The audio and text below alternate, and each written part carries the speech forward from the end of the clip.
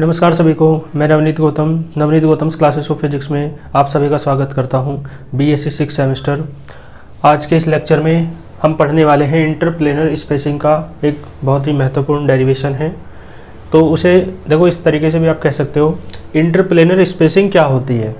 तो कोई भी दो जो प्लेन होते हैं उनके बीच की जो डिस्टेंस होती है उसे कहते हैं इंटरप्लेनर स्पेसिंग। ठीक है, हिंदी में कहेंगे इंटर को अंतर, प्लेनर को तलीय, अंतर तलीय दूरी हिंदी में। ठीक है, यानी देखो क्या लिखा है, डिस्टेंस बिटवीन लैटिस प्लेन्स।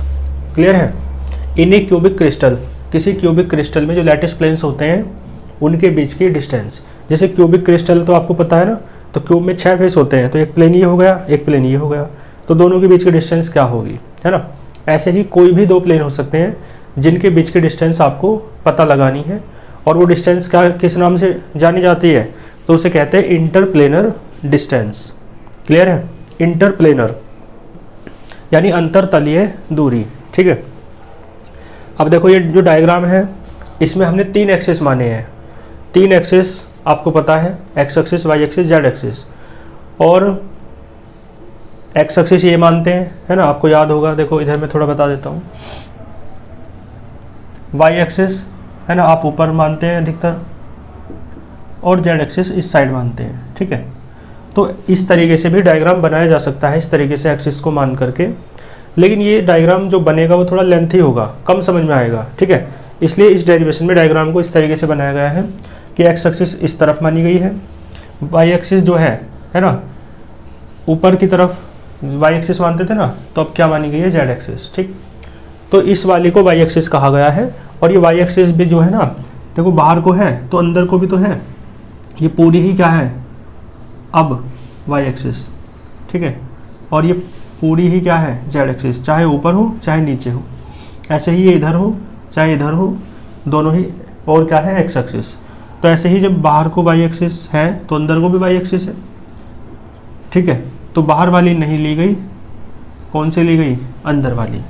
तो डायग्राम में इस तरीके से एक्सिस बनाई गई है, ये एक्स एक्सिस है, ये वाई एक्सिस है, और ये जेड एक्सिस है। कोई दिक्कत इसमें नहीं होगी। ठीक है, तो ये तो 3D डायग्राम बनाने के लिए है, तब क्योंकि 3D डायग्राम है ना थोड़ा मुश्किल से समझ में आता है 2D जो बोर्ड वगैरह है उन पर, इसलिए इस तरीके से डायग्राम बनाया गया है। लेकिन फिर भी मैं वास्तविकता बता दूं आपको सुविधा के लिए। तो ये वाला डायग्राम देखो आप, देखो एक्स एक्सिस है ना, मैंने कहा ये वाली कौन सी ली, वाई, तो इसमें वास्तविकता में बाहर को ही दिखा रखी है ना, जैसे बनाते हैं मतलब एक्स एक्सिस, वाई एक्सिस और जेड एक्सिस। बस जेड एक्सिस की जगह वाई एक्सिस ले लिया, वाई एक्सिस की जगह जेड एक्सिस ले लिया, बस अंतर इतना सा है इस डायग्राम में। दो प्लेन्स के बीच के डिस्टेंस को मैंने क्या कहा, इंटरप्लेनर स्पेसिंग कहते हैं। तो एक प्लेन जो है ना आपका ओरिजिन से गुजर के जा रहा है, ये जो आपको लाइन दिख रही है ना, ये लाइन नहीं है, ये प्लेन है। ठीक है, लाइन नहीं है, क्या है, प्लेन है। देखो मैं दिखाता हूँ, जैसे मान लो ये बुक ही है, तो इस तरीके से है। ये जो लाइन है ना, ये लाइन नहीं है। ठीक है, ये क्या है, देखो सामने से देखोगे तो लाइन दिखेगी, लेकिन वैसे क्या है, ये प्लेन है ना। ठीक है, क्योंकि देखो वैसे प्लेन है तो सामने से देखने पे लाइन दिखती है, लेकिन ये वैसे क्या है, प्लेन है।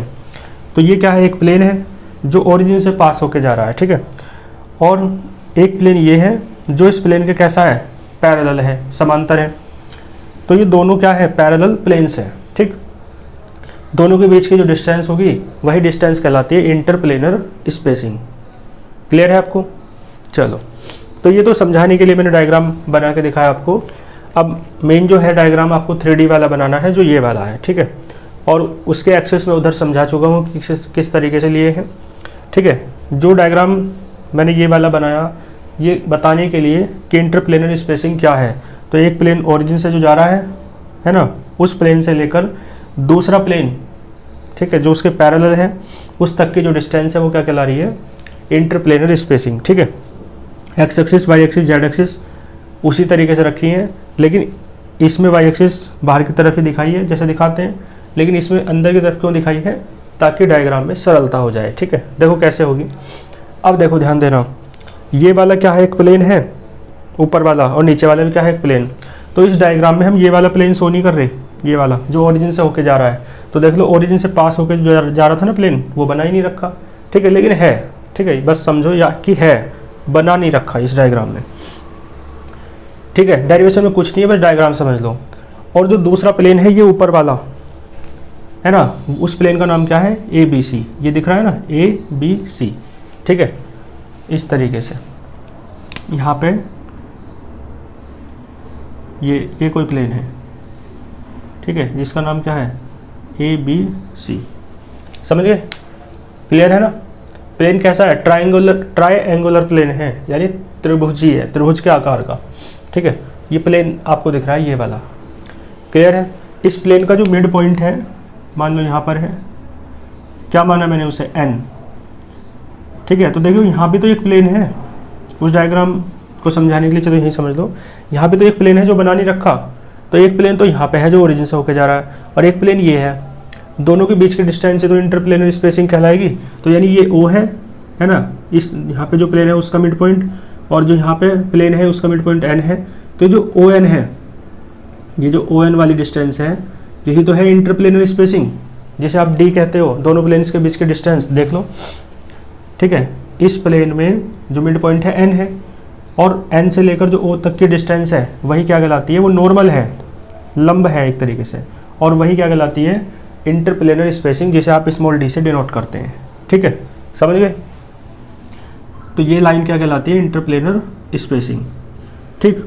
अब देखो ये वाई एक्सिस ऊपर की ओर क्यों बनाया था, तो मैं आपको बता दूं, ये जो ओ एन लाइन है ना, ओ एन का एक्स एक्सिस के साथ जो एंगल होगा, ठीक है, मैं बता दूं आपको, ओ एन का एक्स एक्सिस के साथ जो एंगल होगा वो अल्फा होगा, ओ एन का वाई एक्सिस के साथ जो एंगल होगा, है ना, वो कौन सा होगा, बीटा होगा, और ओ एन का जेड एक्सिस के साथ जो एंगल होगा वो गामा होगा, ठीक है। तो देखिए ये ओ एन दिख रही है, ठीक है, एक्स एक्सिस ये दिख रहा, तो ये एंगल कितना हो जाएगा, अल्फा, समझ गए। तो देख लो ओ एन का एक्स एक्सिस के साथ एंगल कितना है, अल्फा, समझ गए। ऐसे ही ओ एन का वाई एक्सिस के साथ देखो, तो वाई एक्सिस वाली लाइन ये जा रही, ये दिख रही है रेड वाली, तो वाई एक्सिस वाली लाइन ये रेड वाली है, ओ एन ये है, तो ओ एन और वाई एक्सिस के बीच जो एंगल है वो कितना होगा, बीटा होगा, ठीक है। ऐसे ही ओ एन और जेड एक्सिस के बीच एंगल, तो ओ एन तो ये रही है ना, जो रेड ब्लैक दोनों से बना रखी है मैंने ये, तो जो ओ एन है उसका जेड एक्सिस के साथ एंगल यही तो है, ये वाला कितना है, गामा, समझ गए। तो ये वाई एक्सिस ऊपर क्यों ली थी, ताकि हम एंगल दिखा सकें ओ एन और वाई एक्सिस के बीच, इसलिए ये ऊपर ली, नीचे नहीं ली 3D डायग्राम में, ठीक है। यहाँ तो नीचे ही ले रखी है, क्योंकि एंगल नहीं दिखाना, ये बस समझाने के लिए था। तो डायग्राम समझ में आया होगा आपको। ये जो प्लेन ऊपर दिख रहा है इसके मिलर इंडिसेस है एच के एल, ठीक है, और तो डायग्राम में कुछ है नहीं, सारी बात मैंने बता दी, ठीक है। अब देखो, let us consider two parallel planes, दो पैरेलल प्लेन्स हैं, एक यहाँ से जा रहा है ओरिजिन से पास होके, और एक ये जो दिख रहा है आपको ए बी सी वो वाला है, वन पासिंग थ्रू ओरिजिन, ठीक है। यह note shown in the diagram, जो डायग्राम में दिखाया नहीं गया है। एंड अदर, दूसरा प्लेन कौन सा है, A B C, is parallel to this plane, इस प्लेन के जो ओरिजिन से होकर जा रहा है उसके कैसा है, ये A B C plane parallel है, ठीक है। ये लाइन लिखी है जो डायग्राम के बारे में है। एच के एल क्या है, तो मैंने बता दिया है, मिलर इंडिसेस है प्लेन ए बी सी के, ठीक है। और जो ओ ए है, आप बताओ ओ ए क्या है, इंटरसेप्ट नहीं है एक्स एक्सिस पर, तो एक्स एक्सिस पर जो इंटरसेप्ट ओ ए है, ओ ए क्या है, एक्स एक्सिस पर इंटरसेप्ट, आई एन टी का मतलब इंटरसेप्ट, ठीक है, वो हो जाएगा ए अपॉन एच। ए क्या है, तो एक्स एक्सिस पर ए होता है, वाई एक्सिस पर बी होता है, जेड एक्सिस पर सी लेते हैं, पता है ना आपको। और एच क्या है, उसका मिलर इंडिसेस है, ठीक है, एक्स एक्सिस का, वाई एक्सिस पे के, जेड एक्सिस पे एल, पता है ना। तो इसके जो कोऑर्डिनेट हो जाएंगे वो, मतलब कोऑर्डिनेट की तो छोड़ो, कोऑर्डिनेट की बात जरूरत नहीं है, मैं कह रहा हूँ एक्स एक्सिस पर जो इंटरसेप्ट हो जाएगा वो हो जाएगा ए अपॉन एच, ठीक है। मैंने बताया था मिलर इंडिसेस में ये सब चीज़ें आपको। और जो ओ बी है, ओ बी क्या है, वो वाई एक्सिस पर इंटरसेप्ट है, ठीक है। तो जब ये ए अपॉन एच है तो एक ही जगह वहाँ क्या आ जाएगा, बी आ जाएगा। ओ बी क्या है, वाई एक्सिस पर इंटरसेप्ट, तो बी आ जाएगा एक ही जगह, और एच की जगह के आ जाएगा, ठीक है ना। और ऐसे ही ओ सी निकालोगे तो जेड एक्सिस पर इंटरसेप्ट है, सी अपॉन एल हो जाएगा, बी की जगह सी आ जाएगा और के की जगह एल आ जाएगा।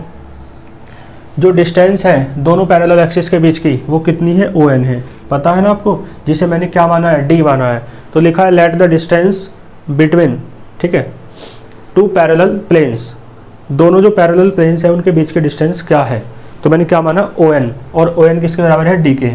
और उसी का डेरिवेशन आपको करना है, निकालना है। और डी कितना आएगा। और मैं आपको बता दूं अल्फा बीटा गामा एंगल्स क्या है, वे मैंने बताया नहीं है ना, तो यहाँ पे लिख लो।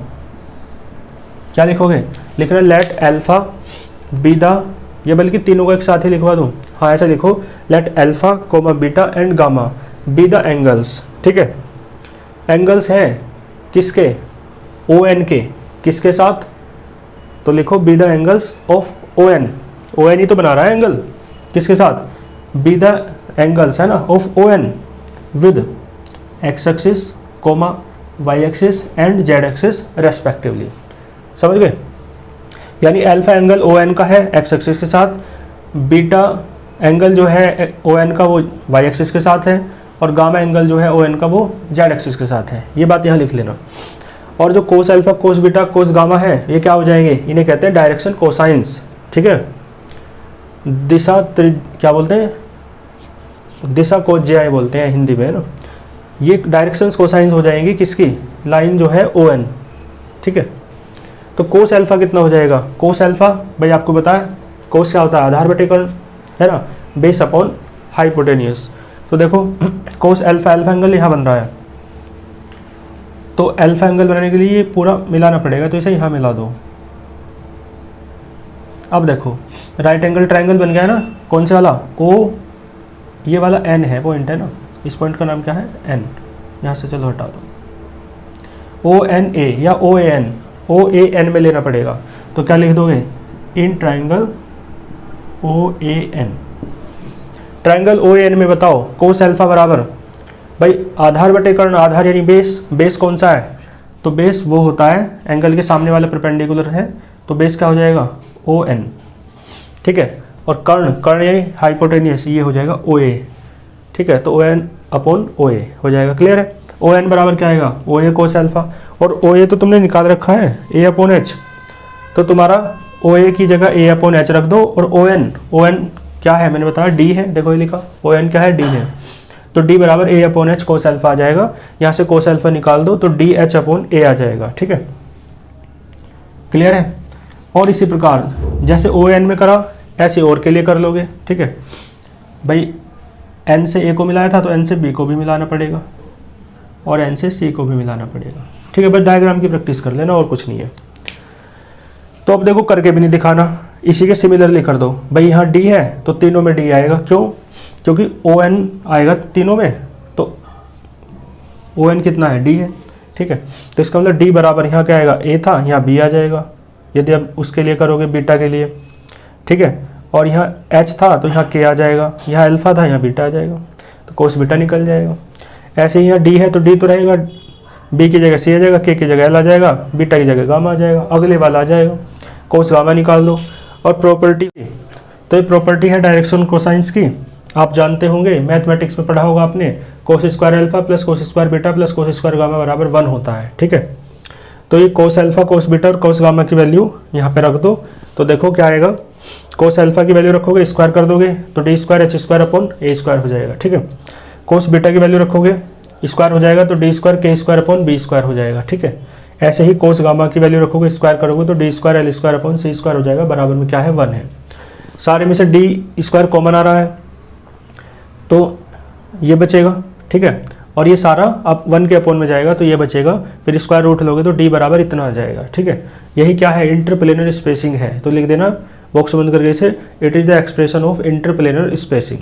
ठीक है, और चूंकि हम किसके लिए कर रहे हैं, तो क्यूबिक क्रिस्टल के लिए कर रहे हैं, तो एक बात लिख लो, फॉर क्यूबिक क्रिस्टल। ठीक है जी, क्यूबिक क्रिस्टल के लिए आपको पता है कि ए बराबर बी बराबर सी होता है। ठीक है, यानी तीनों ही एजेस या भुजाएं क्या रहती हैं, सेम रहती हैं, तो ये तीनों बराबर हो जाएंगी, तो आप बी और सी की जगह ए रख लो। ठीक है, तो ये क्या है, 1 upon under root H square upon A square plus K square upon A square plus L square upon A square. ठीक है जी, तो देखो ये बचेगा अंडर रूट में ए स्क्वायर, देखो ये बाहर आ जाएगा, 1 अपॉन ए हो जाएगा, अंडर रूट से बाहर आएगा, कॉमन लोगे ना पहले, फिर अंडर रूट से बाहर आ जाएगा। तो H square plus K square plus L square ये बचेगा। अपोन के है ना, जो अपोन में है वो ऊपर पहुंच जाएगा। तो डी बराबर आएगा A upon under root H square plus K square plus L square. ठीक है जी, इस तरीके से। तो ये एक्सप्रेशन आ गया आपका इंटरप्लेनर स्पेसिंग का, यही था, है ना। तो इसे आप बहुत अच्छे से तैयार कर लीजिएगा, इंपॉर्टेंट है आपके लिए। कोई क्वेरी हो तो कमेंट बॉक्स में बता सकते हो। मिलते हैं फिर नेक्स्ट लेक्चर में नेक्स्ट टॉपिक के साथ। तब तक के लिए ऑल द वेरी बेस्ट।